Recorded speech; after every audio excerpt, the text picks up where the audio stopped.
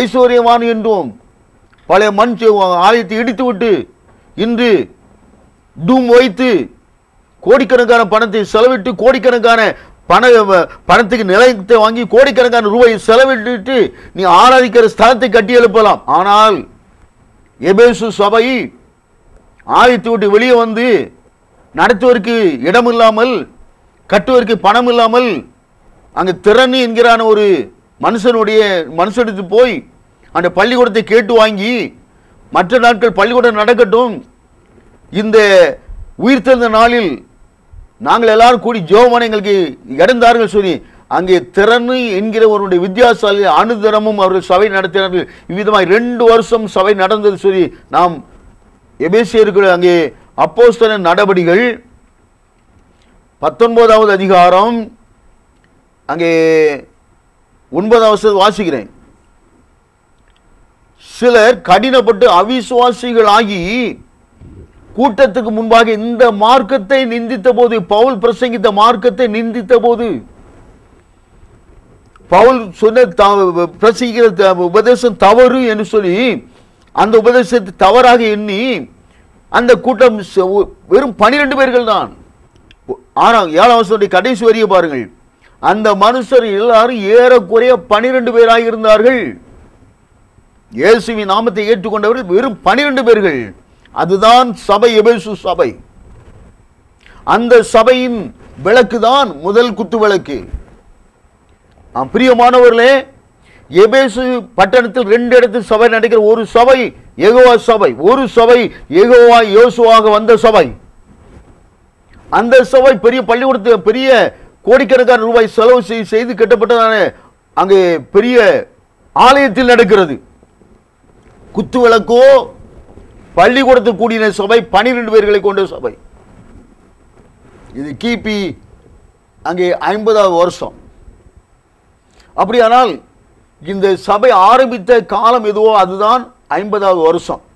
இந்த 50 இருந்து கடைசி சபையின் காலம் எதுவோ அது வரைக்கும் ஆண்டவர் இயேசு கிறிஸ்துவானவர் பிரதான ஆசாரிய ஊழியம். இது 63 வரை. 63 வரை எப்படி சொல்லி கேட்கிறீங்களா? இதெல்லாம் இப்போ நான் பேசிக்கிட்டு இருக்க நேரம் இல்லை, அதில் நான் விட்டுருந்தேன். எப்படி எபேசு சபையில் அப்போஸ்தலன் பவுல் பிரசங்கித்தாரோ அதை எப்படி நீங்கள் சரித்திரத்தை மாற்ற முடியாது, அதே போல 1063 உங்களால் மாற்ற முடியவே முடியாது. அப்போஸ்தலர் 19ஆம் அதிகாரத்தின் சரித்திரத்தை உங்களால் மாற்ற முடியாது என்றால் 1063 சரித்திரத்தை மாற்ற முடியாது. இந்த காலத்தில் என் ஆண்டவர் இயேசு கிறிஸ்துவானவர் இதற்கு இடைப்பட்ட காலத்திலும் பிரதான ஆசாரிய ஊழியம். அவர் இங்கே இந்த 2ஆம் தரையில் நிற்கிறார், இந்த அர்த்த மண்டபத்தில் இருக்கிறார், இந்த பரிசுத்த ஸ்தலத்தில் நின்று இந்த ஊழியம் நடக்கிறது. கவனிச்சுடுங்க, இப்போ வழங்கிடுங்க. ஹல்லேலூயா. இதற்கு மேலும் முரட்டாட்டமும் இருதய கடினமும் இருந்து வேத வாக்கியத்தின் திட்டங்களை எதிர்த்து நடப்பீர்கள். ஆனால் சங்கீதம் 95 வாசித்துக் கொள்ளுங்கள்.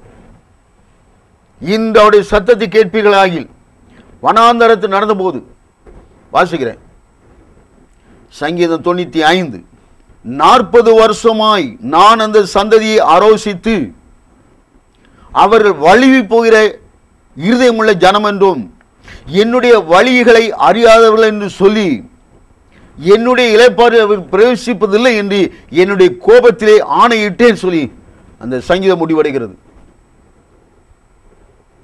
8வது வசனம், இன்று அவருடைய சத்தத்தை கேட்பீர்களே ஆகில் வனாந்தரத்தில் கோபமூட்டின போதும் சோதனை நாளில் நடந்தது போல உங்கள் இருதயத்தை கடினப்படுத்தாதிருங்கள். அன்றைக்கு மோசேயின் சத்தத்தில் இஸ்ரவேல் ஜனங்கள் கடினப்படுத்தப்பட்டார்கள். அதே போல இப்பொழுது அந்த சம்பவத்தை எடுத்து தாவீது சொல்கிறான். தாவீது காலத்தில் இது நடந்தது அல்ல, ஆனால் இன்று ஒரு சம்பவம் நடந்து கொண்டு இருக்கிறது. அன்றைக்கு கடினப்பட்டது போல இன்றைக்கு இந்த செய்தியை நீங்கள் கடினப்படுவீர்களே. ஆனால் சோதனை நாளில் நடந்தது போல, எல்லாம் சோதனை நாட்கள். இது பவுல் காலத்தில் சோதனை. 12 பேர்கள் அவனவன் தன் வரிசையில் உயிர்ப்பிக்கப்படுவான் என்றால் இந்த 1ஆம் நூற்றாண்டில் எபேசு சபையிலிருந்து தேவனுடைய ராஜ்யத்துக்கு வருகிற இந்த 12 பேர்கள் தான். அதற்கு பிறகு இந்த உபதேசத்தில் இத்தனை பேர் வந்தாலும் நமக்கு வேதத்தில் அங்கே சாட்சி இல்லை. அந்த 2 வருஷத்தில் 12 பேர்கள் வந்திருந்தார்கள் இந்த செய்திக்குள்ளாக. மற்றவர்கள் எல்லாரும் அங்க ஆலயத்துக்கு போய் கொண்டிருந்தார்கள். அப்படியே உயிர்த்தல் நடக்கும்போது அவனவன் தன் வரிசையில் உயிர்ப்பிக்கப்படுவான் என்றால், முதல் நூற்றாண்டில் எபேசு பட்டணத்தில், கொரிந்து பட்டணத்தில், அங்கே பிலிப்பி பட்டணத்தில் சொல்லி இப்படி நாம் பார்க்கும் பொழுது எபேசு பட்டணத்தில் இருந்து இந்த 12 பேர்கள் மறுரூபம் வாக்கப்படுவதற்காக உயிர் திரும்புவார்கள். அடுத்த சபை, அடுத்த நூற்றாண்டு, இந்த 7 வரிசை, இதான் 7 வரிசை. சில நினைக்கிறாங்க ஏதோ 7 வருஷம் வேற ஒரு இது போட்டிருக்காங்க, அது புத்தகம் படிச்சுப்பீங்கன்னு நினைக்கிறேன். கர்த்தருக்குள் அன்பானவர்களே, இந்த காலத்தில் பாருங்க ஆசாரியனாக நிற்கிறார். ஆசாரியன் இப்பொழுது இந்த ஆசாரியத்துடைய சத்தம் தான் எக்கால சத்தம். நல்ல கவனிச்சுடுங்க, எக்கால சத்தம், எக்காலத்து கடைசி எக்கால எதிரொலி நீங்கள் கேட்டீர்கள். இப்பொழுது இந்த வருஷத்தின் முதல் செய்தி இடி முழக்கத்தின் எதிரொலி. ஒவ்வொரு தலைப்பிற்கும் நியாய தீர்ப்பு உண்டு, தலைப்பிற்கு நியாய தீர்ப்பு உண்டு. நித்திய ஜீவன் இயேசு கிறிஸ்து தலைப்பிற்கு நியாய தீர்ப்பு உண்டு. என்ன நித்திய ஜீவன் இயேசு கிறிஸ்து தலைப்பு வைப்பது? எந்த ஜீவனும் பிறப்பிற்கு முன்பு அந்த ஜீவன் இருந்து தான் தோன்றி வெளியே வர, அதுதான் ஜீவ புஸ்தகம். உலக தோற்றத்துக்கு முன்னே கிறிஸ்து இயேசுவுக்கு நான் உங்களை தெரிந்து கொண்டேன் என்றால், நீங்க உங்க வீடுகளில் இருக்கிற முருங்கையை பாருங்க, முருங்கையில் இருக்கிற ஒரு மொட்டை எடுங்க, அல்லது காடுகளில் நீங்க போகும்போது ஒரு அங்கே ஆவரஞ்செடியில் உள்ள மொட்டை எடுத்து பாருங்க,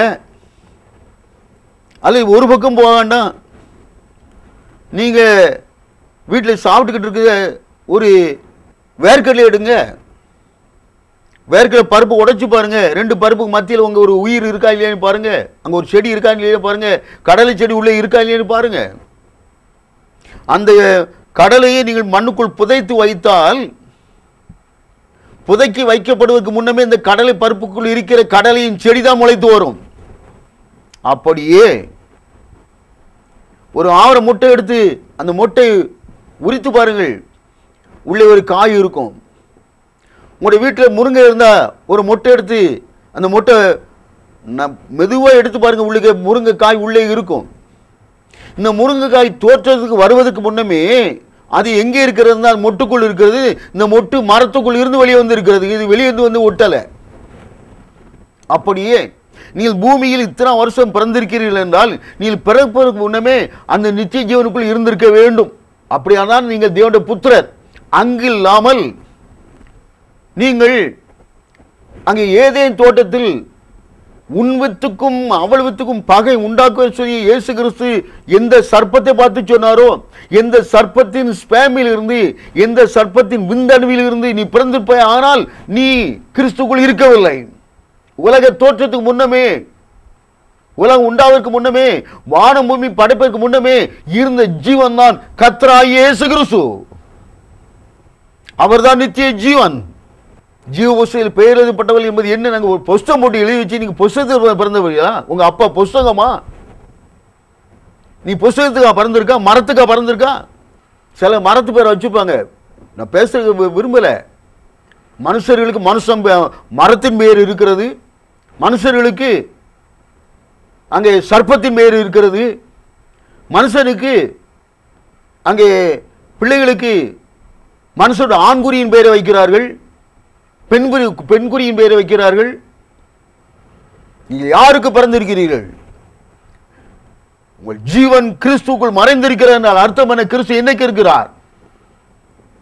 கொலோசியர் 2ஆம் அதிகாரத்தில் அதான் பவுல் அப்போஸ்தலன் சொல்றார், உங்கள் ஜீவன் கிறிஸ்துக்குள் மறைந்திருக்கிறது.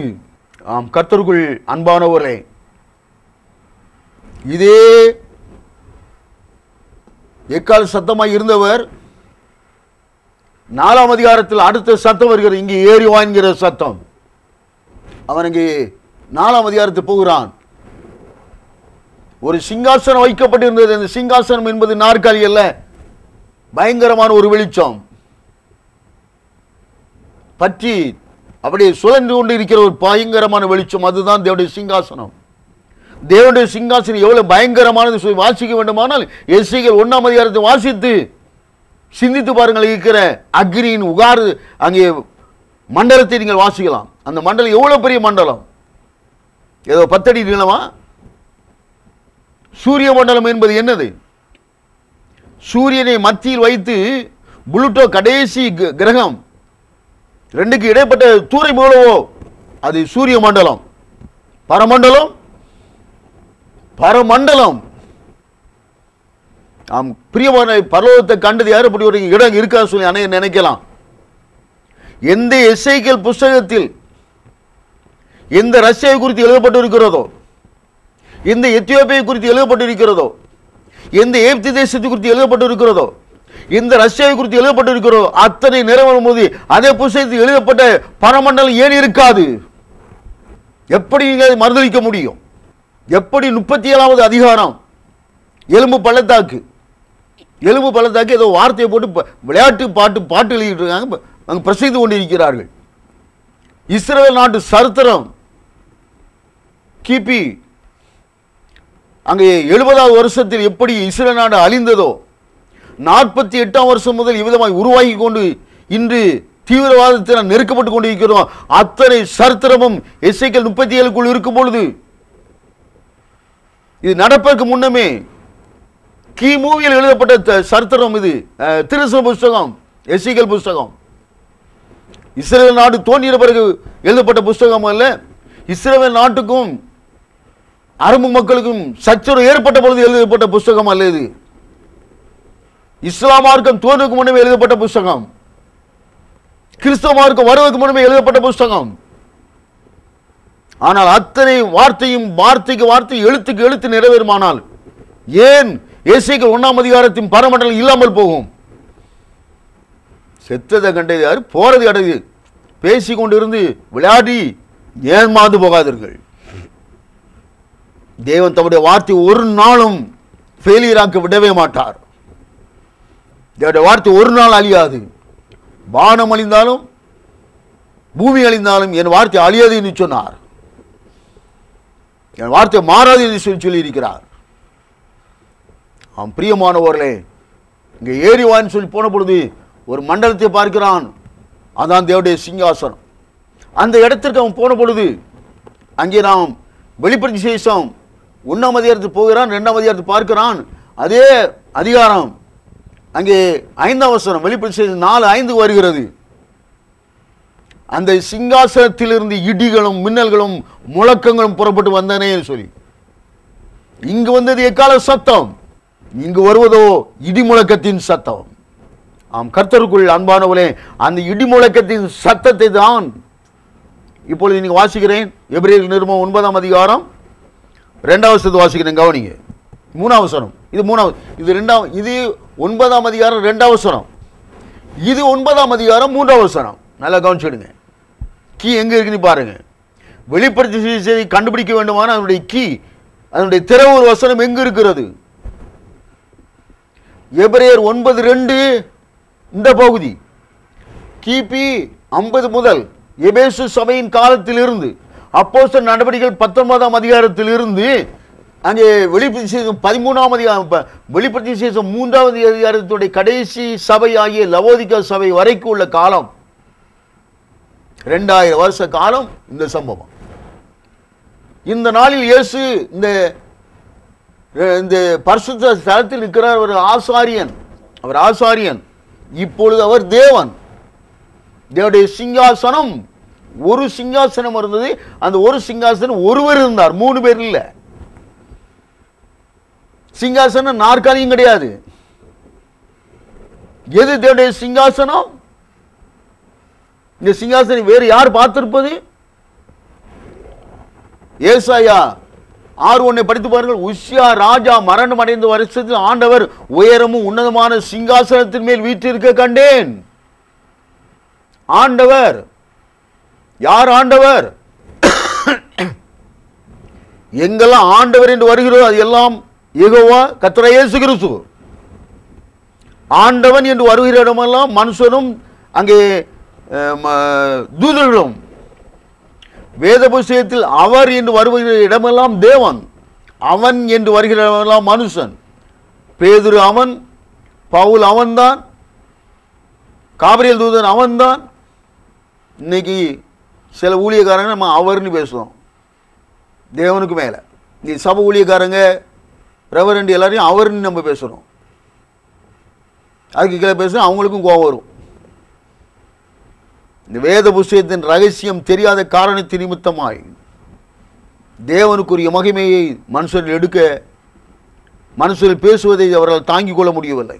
அப்படியானால் அவர் என்கிற வார்த்தையை, தேவனுக்கு ஒப்பு கொடுக்க வேண்டிய வார்த்தையை கொண்டு உங்களை கூப்பிட்டு பொழுது தேவனுக்கு எவ்வளோ கோபம் வரும்?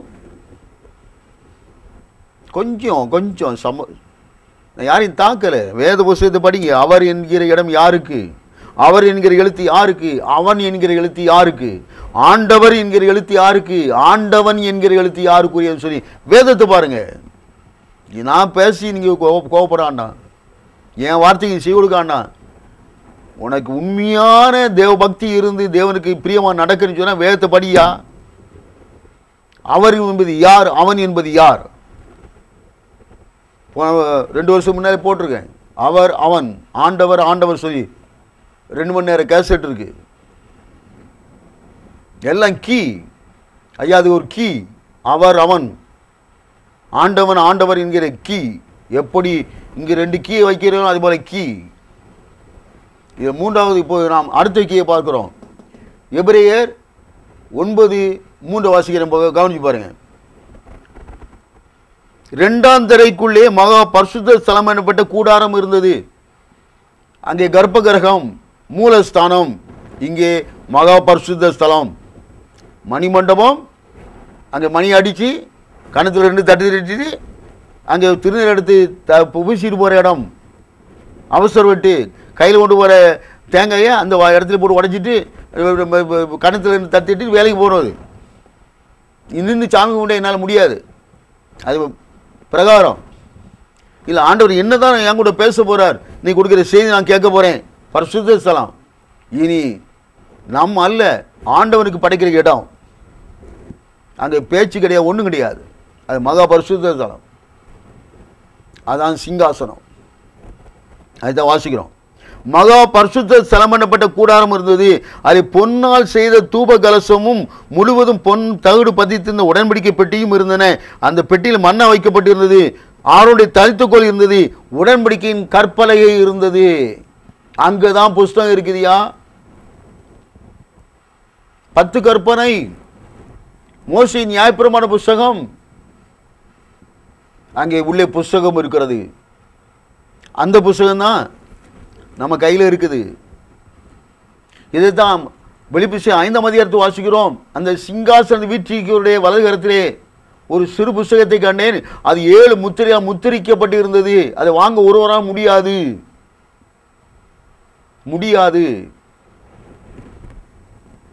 இந்த புஸ்தகம் 7 சபகாலத்திலையும் நீங்கள் கதை சொல்லிக்கிட்டு வந்தீங்க.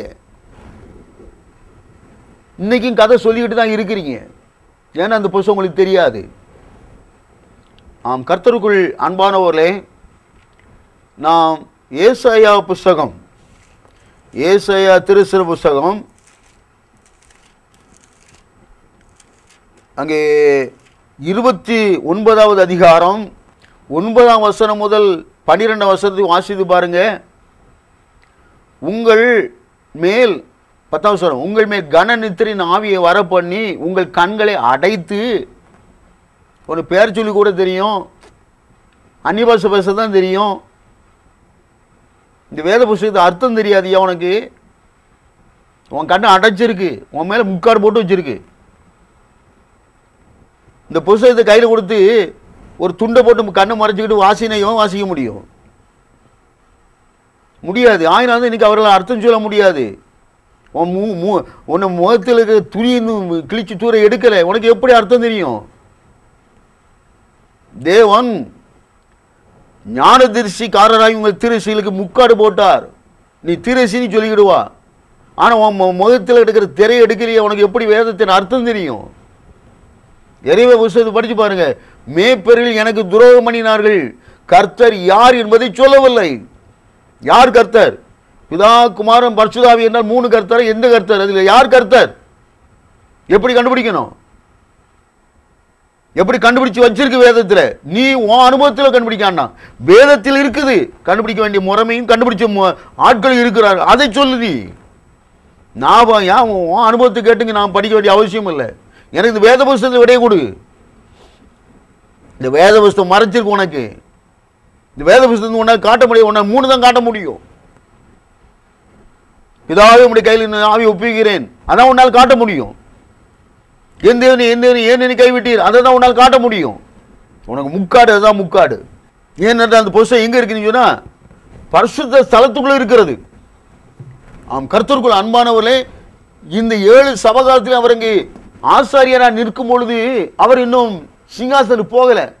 இதான் ஆண்டவர் சொன்னார், உயிர்த்தெழுந்த நாள் மரியாளே என்னை தொடாத, நான் இன்னும் உன் பிதாவனத்துக்கு என்பதற்கு ஏறி போகவில்லை. அங்க இருக்க புஸ்தகத்தை கொண்டு வரணும். அந்த புஸ்தகத்தை திறக்க ஒருவரால் முடியாது, வாசிக்க முடியாது.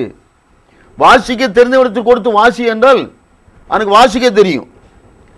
கர்த்தருக்குள் அன்பானவர்களே, ஆங்கில பேப்பரை இன்னைக்கு இருக்கிற மெட்ரிகுலேஷன் படிக்கிற ஒரு 5ஆவது படிக்கிற பிள்ளை வாசித்துரும். ஆனால் அர்த்தம் தெரியுமா? இன்னைக்கு அநேகர் இங்கிலீஷில் வாசித்தரலாம், அந்த பொருள் தெரியுமா? வாசிக்க தெரிந்தவனுக்கு கொடுத்து வாசித்தால் வாசிக்க முடியும். அதுக்குள்ள என்ன மறைபொருள் இருக்குதுன்னு தெரியாது. இன்னைக்கு எல்லாரும் பைபிள் வாசிப்பாங்க. அன்னைக்கு ஒருத்தர் என்கிட்ட பேசியிருந்தாரு, தம்பி நீங்கள் எத்தனை பைபிள் வாசித்திருக்கீங்கன்னாரு. அப்போ நான் சொன்னேன், ஒரு தடவை வாசித்தேன், 2 தடவை வாசிக்கும் பொழுதே இது வாசிக்கிற முறை தப்பு, ஆண்டவரே எனக்கு வாசிக்க வேண்டிய முறை சொல்லித்தாருன்னு சொல்லி அன்னிருந்து நான் வேறு விதமாக படிக்கிறேன், ஆண்டவரை படித்து தருகிறபடி நான் படிக்கிறேன் அப்படின்னு. நான் எத்தனை தடவை படிச்சிருக்கேன் தெரியுமா? 65 தடவை படித்து முடிச்சுட்டேன் அப்படின்னாரு. நான் இது ஐரோல்ட்டே சொன்னேன், நீங்கள் சீக்கிரமாக நான் என் காலத்திலே 100 தடவை வாசித்துருங்க, நான் உங்களுக்கு பரிசு தந்துட்டு போகணும் அப்படின்னு சொல்லியிருக்கேன். இப்போ நான் விரைவாக வாசிக்கிறேன். சரி, 65 தடவை வாசித்துருக்கீங்களே, நான் ஒரு வசந்த் சொல்லிக்க அர்த்தம் தெரியுமான்னு. எனக்கு அது தெரியாது தம்பி, வாசிருக்கேன். வாசிக்க தெரிந்தவனுக்கு கொடுத்து வாசி என்றால் வாசிப்பான்னு அர்த்தம் தெரியாது. பள்ளிக்கூடமே போகாத இக்காலத்தில் அப்படிப்பட்டவங்க இல்லை. படிப்பறிவு இல்லாத ஒருவனுக்கு கையில் இந்த புத்தகத்தை கொடுத்து வாசினா, தம்பி எங்களுக்கு தெரியவே தெரியாது, வாசிக்க முடியாதுன்னு. சீல்டு புக், இதுதான் சீல்டு புக். ஏனென்றால் எங்கே இருக்கிறது என்றால் உடன்படிக்கை பெட்டிக்குள் இருக்கிறது, கேருபீனுடைய காவலுக்குள் இருக்கிறது. அது ஆரோனுடைய தலித்துக்குள் எங்கே இருக்கிறதோ அந்த இடத்துல இருக்கிறது. அங்கே இருக்கிற புத்தகத்தை வெளியே கொண்டு வர வேண்டும். அவர் ஆசாரிய ஊழியம் செய்கிற வரைக்கும் இந்த சபைக்கு இந்த புத்தகம் கிடைக்கல. நல்லா காமிச்சுடுங்க. இந்த புத்தகம் 7 சபை காலத்திலும் வெளிப்படுத்தப்படாத புத்தகம் ஆகினால்தான் நீங்கள் திருத்துவத்தை சொல்லிக் கொண்டிருக்கிறீர்கள். தேவன் யார் என்பது உங்களுக்கு தெரியவில்லை, இயேசு யார் என்பது உங்களுக்கு தெரியவில்லை, அவர் தான் நித்திய ஜீவன் என்பது உங்களுக்கு தெரியவில்லை. புத்தகம் 63 முதல் 65 வரையிலும் என் ஆண்டவரை இயேசு கிறிஸ்துவானே திறந்து கொண்டு மேகத்தில் இறங்குகிற காட்சி தான் இங்கே நான் வாசிக்கிறோம்.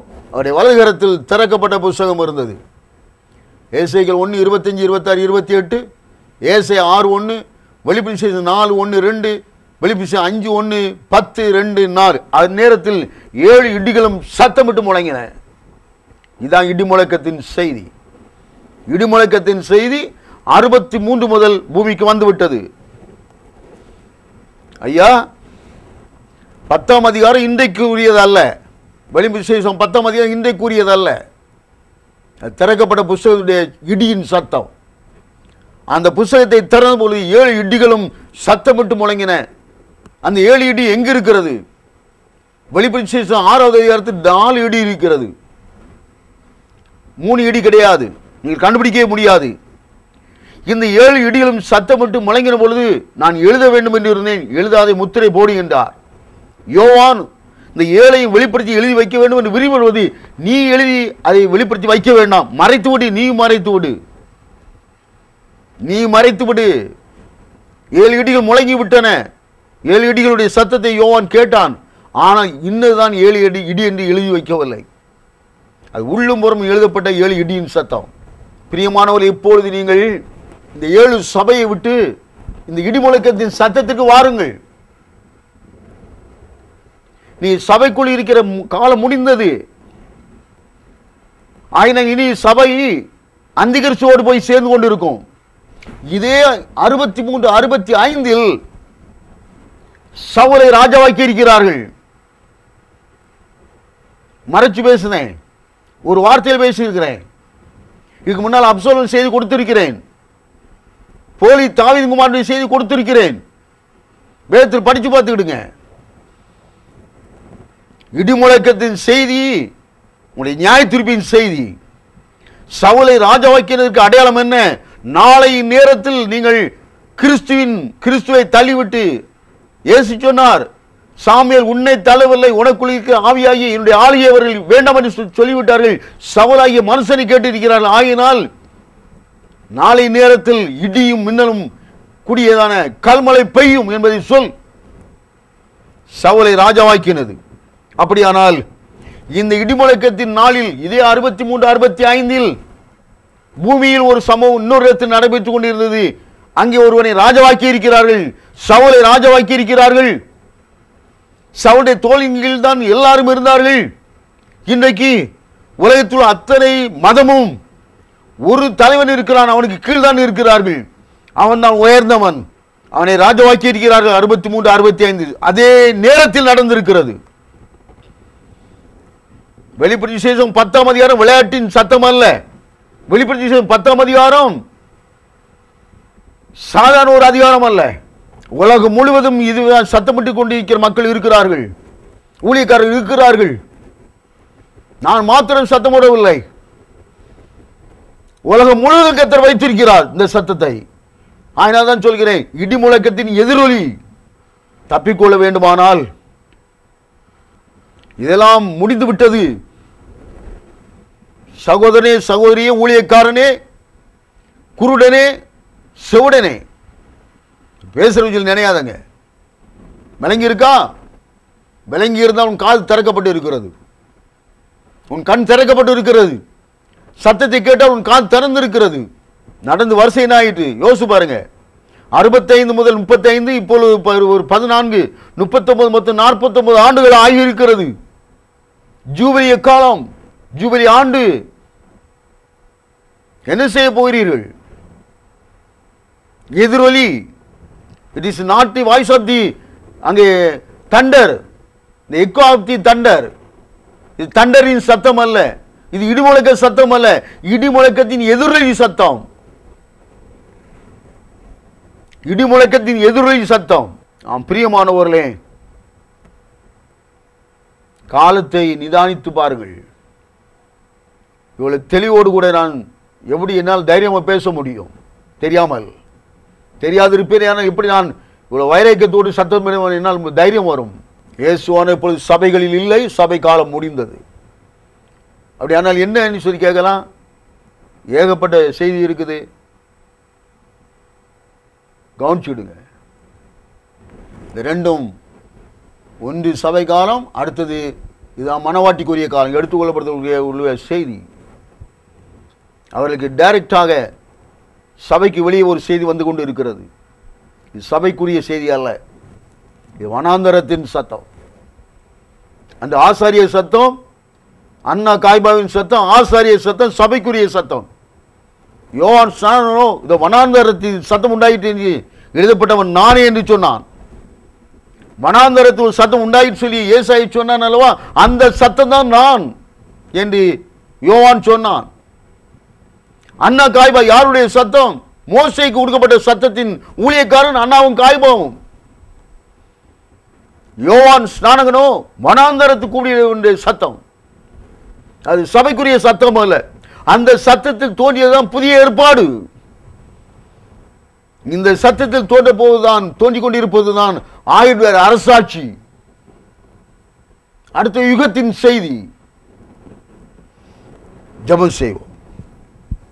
எங்கள் நல்ல ஆண்டவராகிய தேவாதி தேவான கர்த்தர் இயேசு கிறிஸ்துவே, இப்படி பரிசுத்த நாமத்தில் இந்த நேரத்தின் செய்தி ஆண்டவரே ஜெபம் பண்ண அடே உமக்கு சோத்திரம் அப்பா.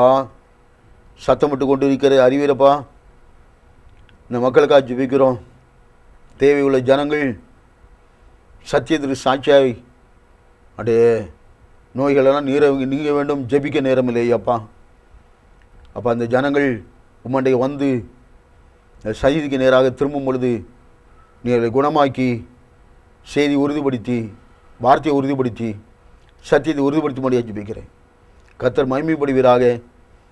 உம்முடைய ஜனங்களோடு இடைப்படுவீராக. ஜனங்களை உம்மண்டைக்கு திருப்புவீராக. இயேசு கிறிஸ்து நாமத்தில் வேண்டிக் கொள்கிறோம் பிதாவே, ஆமென். கர்த்தர் உங்களை ஆசீர்வதிப்பாராக. அடுத்த செய்தி நாம் சந்திப்போம்.